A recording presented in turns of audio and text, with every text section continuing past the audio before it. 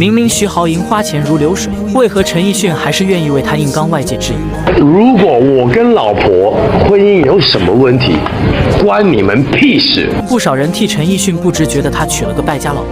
然而了解两人过往才懂，这份包容背后藏着外人不知的患难深情。早年陈奕迅还是籍籍无名的小歌手时，徐豪莹早已是小有名气的演员。不料后来陈奕迅演出时意外坠台重伤，醒来第一眼看到的就是守在床边的徐豪莹。更难得的是，当陈奕迅家人遭遇困境急需用钱时，身为女友的徐豪莹毫不犹豫拿出所有积蓄帮他渡过难关。这份在低谷时的陪伴与付出，陈奕迅一直记在心里。后来他事业爆红，便心甘情愿把徐豪莹宠成小公主。其实外人只看到徐豪莹花钱流水，却没看到她在陈奕迅最难时的挺身而出。